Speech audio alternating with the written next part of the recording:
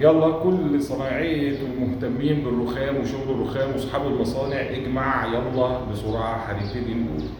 طبعا زي ما احنا عارفين ان مايكا جروب بتصنع حجارة اللي بنسميها في مصر هنا حجر الملح، وفي الدول العربية بيسموه حجر الشمع، وبره بيسموه الاكسترا، وفي كل مكان ليه اسم. المهم الحجر ده بيلمع الرخام زي ما احنا كلنا شطار وعارفين.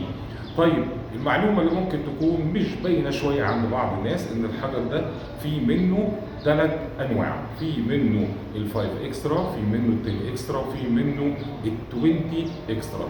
طيب ايه الفرق ما بينهم؟ الفرق ما بينهم ان ال5 ممكن يكون شوية ما بيديش اللمعة العالية قوي، لكن بيدي الانتاجية حلوة قوي، وده بيبقى في الشغل شوية الشعبي.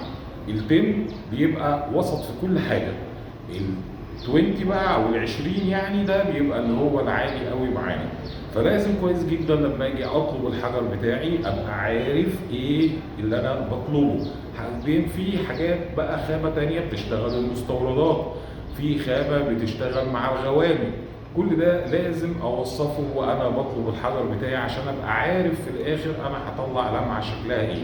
المهتم بالانتاجية، المهتم باللمعة، كل مكان وليه زبونه وليه طلبه، فلازم اكون محدد انا هعمل ايه وهطلب ايه عشان لما اخد المنتج الصح.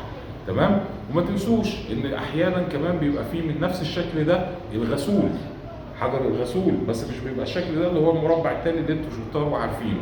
طبعا الغسول ده قصه كبيره قوي، في ناس بتركبه قبل وناس بتركبه بعد، هنشرحه المره الجايه. يلا مستنيين طلباتكم وما تنسوش تشتركوا في القناه. السلام عليكم.